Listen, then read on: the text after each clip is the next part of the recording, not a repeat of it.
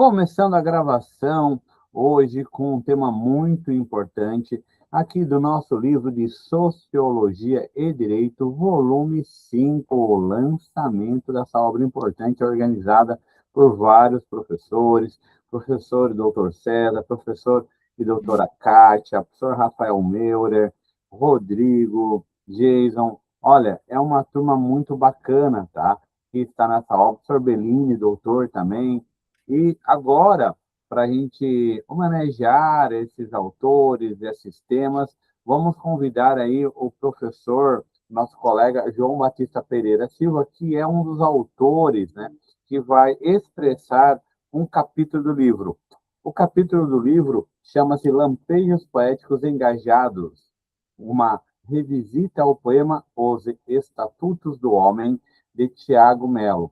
O texto deste capítulo do Sociologia e Direito, volume 5, ele é do João Batista Pereira Silva, que conversa agora conosco, Gilberto Freire de Santana, Késia da Silva Calisto e César Alexandro Sagrilo Figueiredo, que é um dos organizadores da obra. Então, bem-vindo, João Batista, tudo bem? Tudo bem, professor. É um prazer estar aqui, poder compartilhar aqui algumas ideias dessa produção, né? Esse percurso. Sim, e vamos falar um pouquinho. Eu sei que o Gilberto e a Kézia não conseguiram estar, nem o César, né? Então, mas você está representando essa turma boa, essa turma de pesquisadores, e eu queria que a gente começasse. Quem é o nosso entrevistado, né? Quem é o João Batista Pereira Silva? Beleza, professor. Eu sou pedagogo, né, de formação, eu trabalho, sou servidor público, eu trabalho no Instituto Federal do Maranhão, no IFMA, Campus Imperatriz. Uhum. No serviço público eu já tenho 10 anos, no IFMA eu tenho 5. Eu atuo preponderantemente no setor pedagógico, né, auxiliando projetos de ensino, fazendo assessoria pedagógica, esse tipo de atividade. Muito bem. E academicamente, o João é um sujeito que está fazendo o doutorado, estou no 2º ano do doutorado em Linguística e Literatura, eu tenho mestrado em Letras pela UEMASul, e esse mestrado aqui, esse doutorado a que me refiro, que estou fazendo, é da UFNT, Universidade Federal do Norte do Tocantins, que é um prazer fazer parte dessa equipe, né, desse grande projeto da UFNT, que forma tanto mestres como forma doutores. E, no meu caso, estou nesse desafio do doutorado. Praticamente na metade do doutorado. Exatamente, professor. Exatamente. Já qualificou? Fez a qualificação? Não, estou em vias de qualificação aí para o próximo semestre. Muito bem. E o teu orientador é o professor César? Exatamente, professor César Sagrilo, meu orientador. Sim. Então, essa obra que vai fazer essa homenagem, né, e merecida do Tiago de Mello, que é o nosso poeta, então, isso eu acho que é interessante, né? A gente fala, sociologia e direito, então é uma obra muito fria, muito racionalizada. Pode ser que tenha muitos desses artigos, né, mais frios, racionalizados, mas também tem esses artigos que são artigos científicos, sem base, né, em documentação, mas que trazem a literatura, essa linguagem estética, essa forma de entendimento sobre o universo político, social brasileiro e mundial, mas nesse caso é brasileiro, né? Então, como é que vamos iniciar, vou fazer uma outra pergunta, né? Por que escolheram, né, este poeta amazonense, se eu não me engano, né? Ele foi pequeno aí, né? O Tiago de Mello.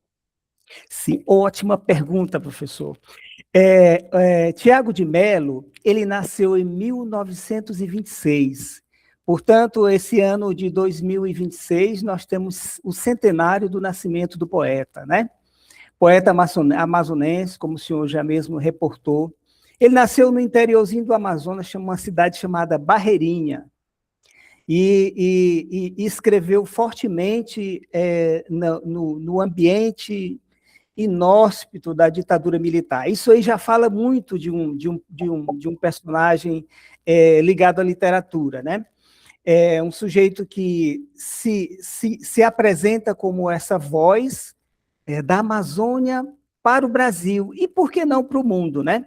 Uma vez que Tiago de Mello também tem experiências no exterior que a gente pode, se for possível, a gente pode conversar aqui. Mas é exatamente esse sujeito que soube colocar-se em defesa de alguma coisa importante, né? Em defesa da natureza, em defesa do indivíduo que mora aqui, na região amazônica, em defesa da própria liberdade, que é o bem mais precioso, sobretudo no tempo da ditadura militar, né?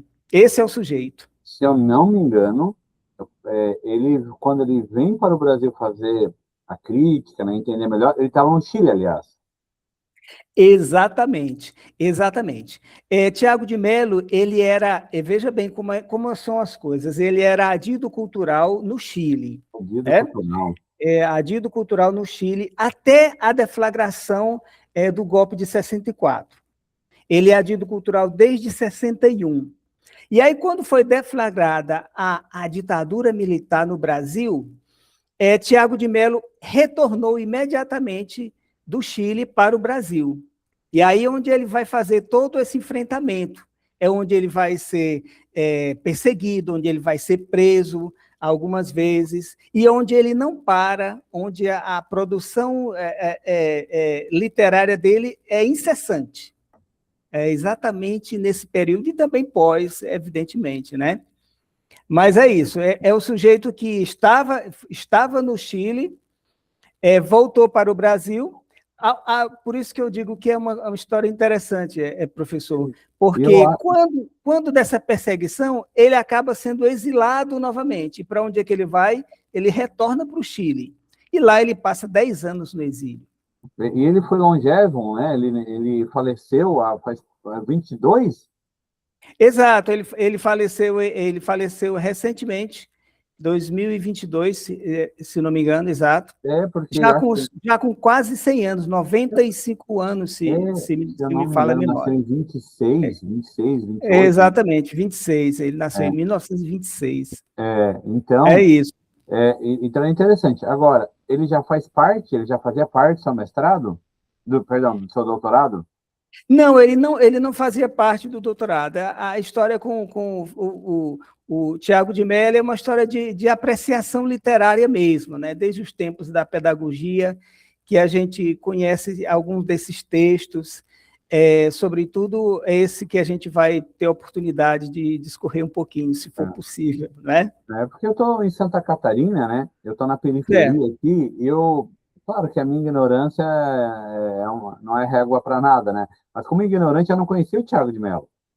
Pois são as facetas do regionalismo, né? Muitas vezes o regionalismo ele acaba sendo aprisionado dentro daquela situação geográfica e tudo mais, e muitas vezes quem está lá na outra ponta do Brasil não consegue ter acesso plenamente, né? Existe uma espécie de barreira, sempre há, né, professor? E como que meu amigo doutorando, né? Eu também sou doutorando, tá? Ok.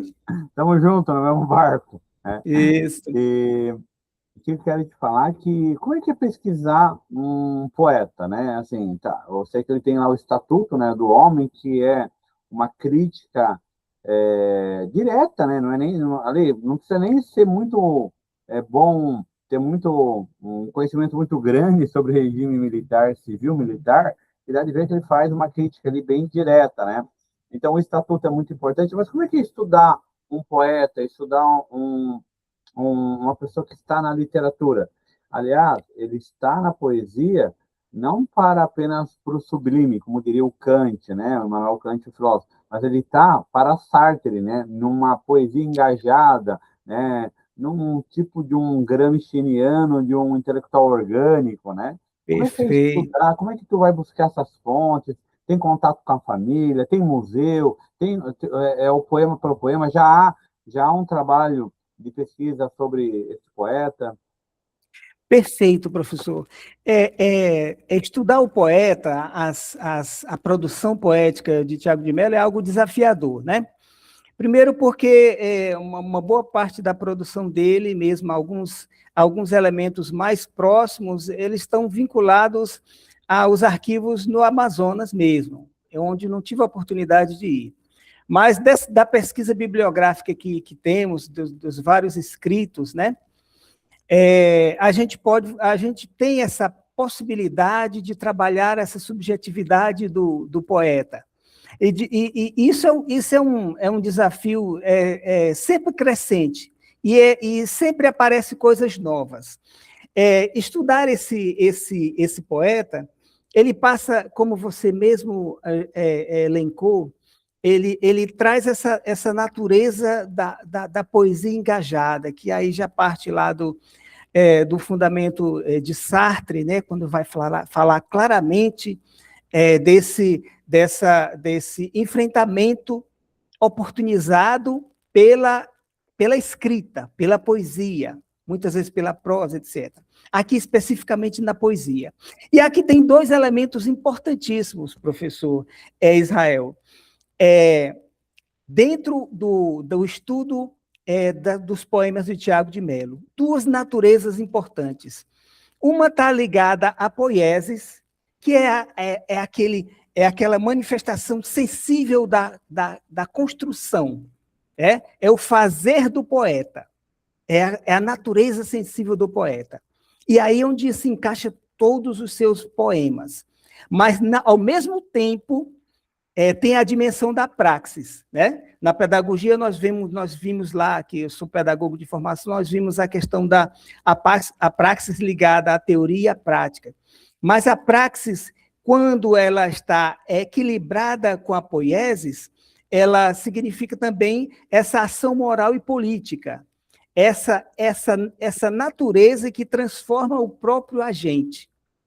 Então, a poesia de Tiago de Mello é uma poesia que, ao mesmo tempo, é uma poiesis, é uma manifestação da natureza sensível do poeta, da sua construção, e, ao mesmo tempo, é algo que transforma o próprio poeta, né? À medida que ele produz, ele também se transforma. E isso vai se revelando a cada construção da poesia, isso se revela muito fortemente nesse que nós estamos nos reportando, que é a poesia engajada, os estatutos do homem, né? Nós estamos tratando aqui. Aí eu queria pegar uma parte mais técnica, né? Então, boa parte desse debate é por referências bibliográficas, né? Então, ainda não há, tipo, um museu, não há um trabalho ainda, né? Então, por que que eu penso e falo isso, né? Porque, muitas vezes, a gente faz uma análise sobre um poeta, né, seja ele do centro ou mais marginal, com relação à literatura local, né? Sempre tem lá, né, os consagrados daquele local, né? E o que a gente acaba fazendo, né, ao fazer uma análise? Por mais que ela seja, às vezes, via referências, né, que não é um desmérito, mas, assim, tu ainda está discutindo a questão da documentação, ao mesmo tempo a gente está fazendo registro, ao mesmo tempo a gente está marcando, né, nesse fluir histórico ou sociológico, né, esse autor, esse poeta, né, esse pensador, essa crítica.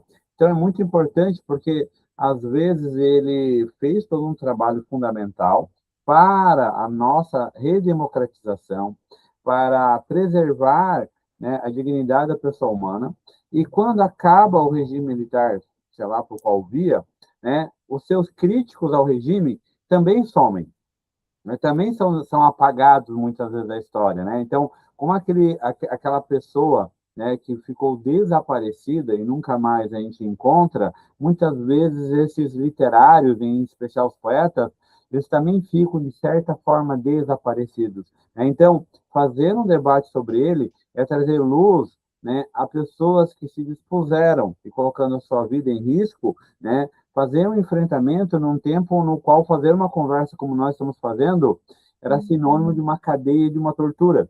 Então, acho que é muito importante, né, trazer o Tiago de Mello para rememorar e para pensar e refletir sobre outra hora, né, no qual, né, apenas expressar uma poesia poderia ser sinônimo, né, da morte, né, ou de uma morte, né, de um desaparecimento, né? É verdade, professor. É extremamente oportuno isso que você fala, Na poesia do Tiago de Mello, ele tem essa natureza de perenidade, né? Que transcende ao tempo, como é muito, muito, muito próprio de uma construção bem feita, sobretudo no campo poético, né? Uhum. É uma construção que ela chama a atenção de uma forma interessantíssima, quando ela faz algo que é dificílimo, que é fazer o sujeito leitor se encantar, se embevecer, se deslumbrar com aquela construção e, ao mesmo tempo, chamar ele para a luta, chamar ele para não esquecer as atrocidades, né? Então, essa possibilidade que Tiago de Mello traz, ela é riquíssima. Esse lirismo e, ao mesmo tempo, esse compromisso social que é suscitado. Essa beleza, essa esperança, essa sensibilidade que é muito comum nas palavras do poeta, né? Tudo isso se transforma em instrumento de conscientização. Então, e esse instrumento de conscientização, ele transcende ao tempo, né? Uhum. Pós-ditadura, ele vai nos dizer o quê? Que é preciso nós marcarmos fortemente essas memórias, né? Fazemos esse resgate aí, e aí nós podemos pensar que resgatar essas memórias significa dizer que um passado que não podemos esquecer para que sejamos vigilantes com relação a eles, né? Haja visto os perigos que passamos no passado não muito distante, né, professor? Sim. Então, é como se o poeta dissesse hoje para nós, olha, tome cuidado, né? Porque o novo amanhecer, ele depende muito de você, né? Depende muito da tua vigilância, do teu olhar apurado e em perspectiva, né? Sim, eu estava mexendo aqui no computador, olhando para o lado, mas mexendo a tela aqui para uma segunda tela, para trazer um pedaço do poema dele, né? Do poema, do artigo 1º ali, ó. Fica decretado, segundo, né, o nosso poeta, fica decretado que agora vale a verdade, agora vale a vida, e de mãos dadas marcharemos todos pela vida verdadeira. Aí esse é o artigo, né, 1º. Aí ele tem perfeito. Tem outro artigo também, o artigo 2º, né? Fica decretado que todos os dias da semana, e eu gostei muito dessa, inclusive as terças-feiras mais cinzentas, têm direito a converter-se em manhãs de domingo. Eu estou gostando desse poeta. Lindo mesmo, lindo mesmo. Cada um carregando uma potência gigantesca, né? Para nos lembrar exatamente desses desafios que temos. E aí vai seguindo. Terceiro eu vou falar mais pro final, mas eu queria te perguntar o seguinte, como é que foi escrever, que é uma pergunta mais não voltada agora para o nosso poeta, mas para a estrutura. Como é que é escrever com mais pessoas? Né? Exatamente. É sempre desafiador, né? Escrever com mais pessoas, eu penso que é uma forma de aproveitar o que a pessoa tem de mais habilidoso, né? Por exemplo, eu vou lhe citar um exemplo aqui, a parceria com o professor Gilberto, né? O professor Gilberto é um mestre das palavras, ele consegue concatenar determinadas situações que outras pessoas demorariam muito tempo para fazê-lo.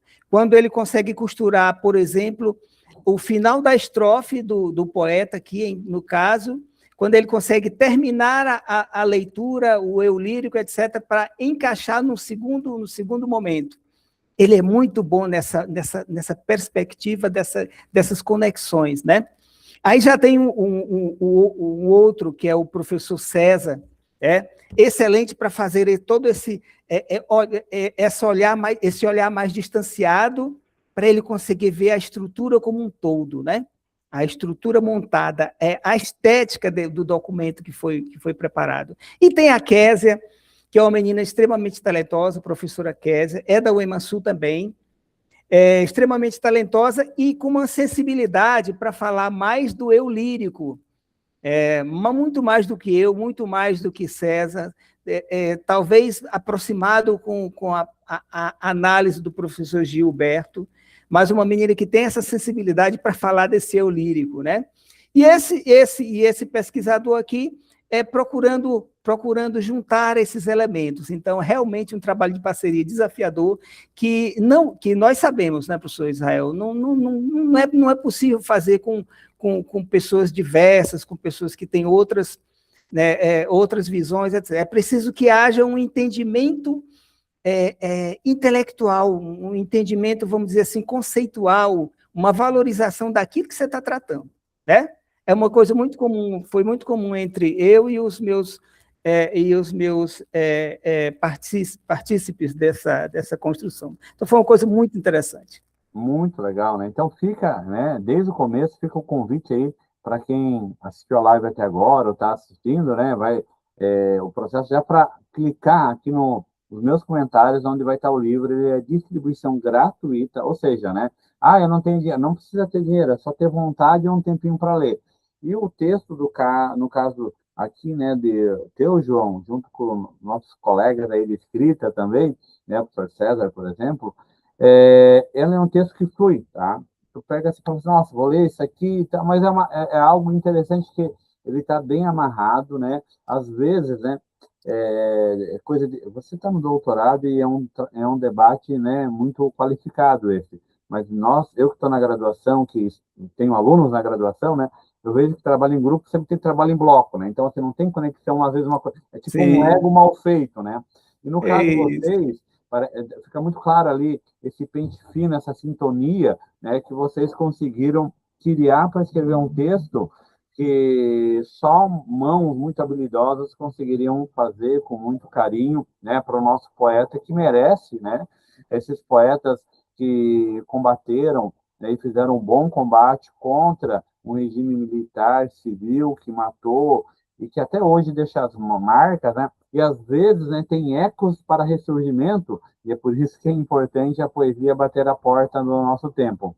E para fechar, eu queria perguntar para você, se eu não perguntei algo para você, tem falar alguma coisa, pode fazer uma coisa tautológica, né? Fazer uma pergunta e responder, porque às vezes eu caminho incapacidade aqui de não ser jornalista, né? Não fiz boas perguntas, mas pode fazer umas considerações finais e ao final eu vou citar eu, um trecho ainda do poeta, né, Tiago de Mello. Beleza. Esse capítulo, ele foi um capítulo construído a várias mãos, a vários talentos, mas o objetivo era único, né? Era trazer essa beleza, essa resposta poética de Tiago de Mello para as situações, né? A reação do poeta. Como o poeta reage a tanta atrocidade, a tantas coisas ruins, né? A tanto tolimento de liberdade. E aí ele responde, e ele mesmo responde nos seus poetas para dizer, nos seus poemas, para dizer, olha, é preciso que a gente se manifeste, né? É preciso que a gente se posicione, é preciso que a gente trate os valores universais como os mais importantes que nós temos, e nós não podemos abrir mão disso aí. Então, é um convite para as pessoas perceberem a beleza que é esse poema. Esse poema, ele é tirado, professor Israel, desse livro aqui, um livrinho curto, chama-se Faz Escuro, Mas Eu Canto. Ele Uhum, publicou, a primeira publicação dele é em 1966. certo. Nele está contido os Estatutos do Homem. Entretanto, onde ele compôs esse poema foi ainda no Chile, no mesmo ano dos decretos dos militares. Então, ele fez exatamente para fazer esse contraponto. Uhum, Ao passo que os militares faziam os decretos anti-pessoas, os decretos anti-liberdade, Tiago de Mello produzia os seus decretos pró-liberdade, pró-defesa da vida humana. Então, esse contraponto ele conseguiu deixar bastante registrado. Eu acho que vale a pena a gente revisitar os estatutos, mas também vale a pena conhecer muito mais do poeta, que ele tem muito a nos dizer, muito sim, mesmo. tem tudo aí, né? Para quem quer fazer mestrado, doutorado, TCC, né, monografia, estudar, né, a literatura engajada, né, o Tiago Mello, ele é um autor, um poeta fundamental, né, para compreender não apenas o Norte, o Nordeste, mas todo o Brasil, né? Porque esse é um estatuto para o país, né? É um estatuto para a liberdade, é um estatuto pró-democracia. É E verdade. um prazer te conhecer, João Batista, né? A gente te conhecia as tuas letras, mas não te conhecia assim, né? Face to face, né? E para Ok. finalizar, quero convidar todo mundo para compartilhar, curtir o canal aqui do Professor Israel, que é o canal que ainda tem esse nome, mas acho que logo vai mudar para um nome mais, vamos dizer, bonito, no sentido de que para retratar todos os colegas que vão falar de seus artigos e curtam aí a editora Alexandria, Catarina de Alexandria, que é a editora que nós vamos fazer, professor João, o volume 5, o volume 6, tá? O volume 6 de Sociologia e Direito ainda esse ano. Quero contar contigo nessa próxima edição. Então, Maravilha. vamos ao poema, o artigo 3 de Tiago Melo. Fica decretado que, a partir deste instante, haverá girassóis em todas as janelas, que os girassóis terão direito a abrir-se dentro da sombra, e que as janelas devem permanecer o dia inteiro abertas para o verde onde cresce a esperança.